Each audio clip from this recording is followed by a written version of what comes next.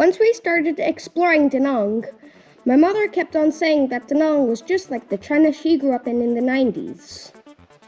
She couldn't recognize much of her hometown when she took us back in 2019, but here in Da Nang, she found her long-lost home.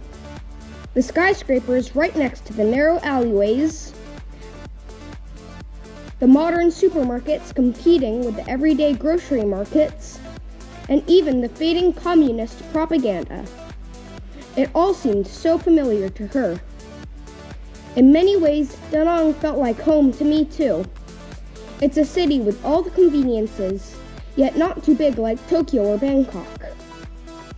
It's a city of the right size, with nature all around, just like San Diego. All of the people are friendly and especially kind to us children. Despite the language differences, we still somehow communicated. One of the first things we noticed there is how tight the family bond is. Families seem to be the unit that most work and life is based on. Walking along the streets, we noticed that the Vietnamese like to build their houses tall and skinny and right next to each other. This way, many families can have storefronts, and almost all small businesses are established at the residences. A family composed of several generations live right above the store they work for. Like our favorite banh mi shop. The adults work there all day, peeling and pickling vegetables while roasting meat the traditional way. The kids would help take orders and serve the customers when they returned from school. The families of brothers, sisters, cousins, and grandparents all contribute to the family prosperity while chatting and laughing. Gathering around a table full of food with the extended family is also quite a favorite pastime. If the living room is too small, just put the table onto the sidewalk. Everybody would just walk around with full understanding of the importance of family gatherings. And don't forget the karaoke.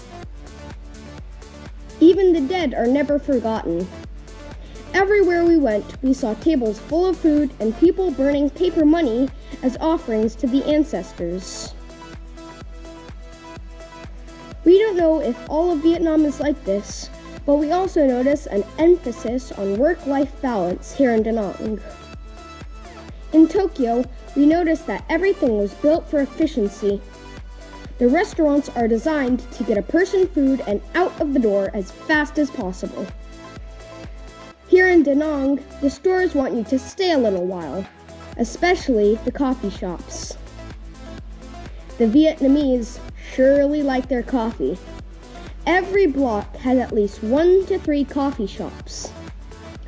At all times of the day, you can find people in suits or in casuals, sipping coffee.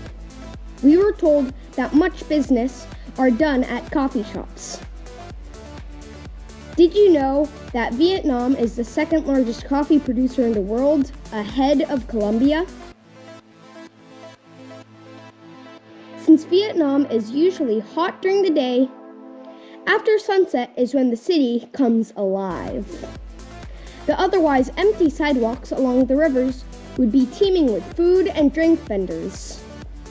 Families and friends would come and sit on the iconic plastic chairs to enjoy life, such as watching the Dragon Bridge shoot fireballs every Friday and Saturday night.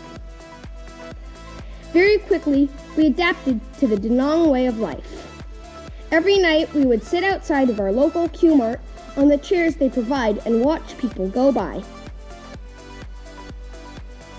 Da Nang is welcoming for a big city, since business practices are inclusive and helpful.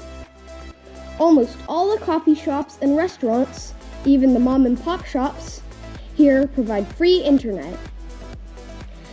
The vendors are honest about the pricing, and usually they don't hassle us. We even noticed that many shops provide free water to anyone in need. That's why Vietnam is one of the friendliest countries we have been to, and I love all the aspects of it. Next episode, I'll be talking about the food, and if you know me, It's a huge portion of my loving toward Vietnam.